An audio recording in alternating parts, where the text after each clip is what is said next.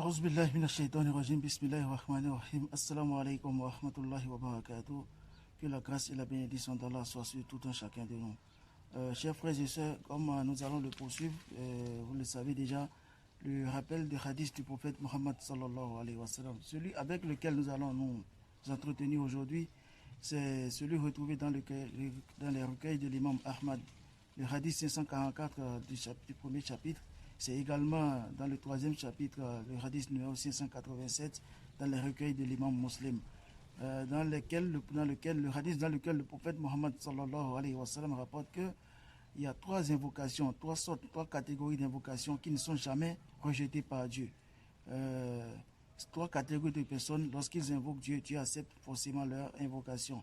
La première personne, c'est quoi? Al-Imam al-Andil, le devancier, l'imam qui est juste, qui applique la justice sur ses administrés.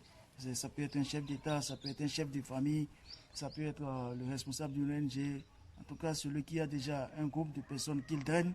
Donc, s'il est juste, s'il est équitable envers ceux-là, tout ce qu'il demandera à Dieu, Dieu va le lui octroyer. Donc, la deuxième catégorie de personnes, c'est qui? C'est As-Sa'imu Hina Yuftar. Donc, le jeûneur au moment de la rupture du jeûne. Donc, le jeûneur au moment de la rupture du jeûne, ça dit, c'est pendant ce temps-là que nous sommes pressés de rompre le jeûne. Et des fois, on oublie même qu'on doit invoquer Dieu. On oublie qu'on doit invoquer Dieu avant de rompre le jeûne. Et puis, on est pressé de mettre quelque chose. Alors que le prophète Mohammed sallallahu alayhi wa sallam, il nous a enseigné beaucoup d'invocations à faire avant de rompre le jeûne. Parmi lesquelles, Zahaba Zama'u, Wabtalatil Uruk, Wathabbatal Ajru, Inch'Allah. Ça, c'est la plus simple et la première invocation qu'il faut faire avant de rompre le jeûne. C'est très important. Et en dehors de ça, on demande à Dieu, bon, je veux ci, je veux ça, je veux cela. On demande tout ce qu'on veut avant de mettre le fruit qu'on veut prendre ou bien c'est la gorgée d'eau. Vous voyez, c'est très important. Et la troisième catégorie de personnes dont Dieu ne rejette pas son invocation, c'est la personne victime d'injustice. Al-Mazloum, la personne qui est victime d'une injustice. Entre ce qu'il dit et Dieu, il n'y a pas de barrage. Dans ce cas-là, lorsqu'il est en train de parler, Dieu est plus proche de lui, plus que sa veine jugulaire. Donc c'est la veine qui est au cou là, qui est plus proche de notre corps.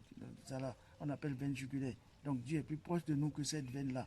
Et tout ce que dit la personne qui a subi, la victime d'une injustice, Dieu l'accepte. Vous voyez, donc c'est très important. Évitons de commettre l'injustice. C'est très important parce que tout ce qu'il dit, Dieu l'accepte immédiatement. Donc c'est cela, avec cela nous allons nous entretenir aujourd'hui et qu'Allah fasse que ça nous soit profitable. Et n'oublions jamais que le salaire du bien, c'est le bien. Hal jaza'u al-ihsan illa al-ihsan. Qu'Allah nous facilite l'accomplissement de bonnes œuvres, Inch'Allah.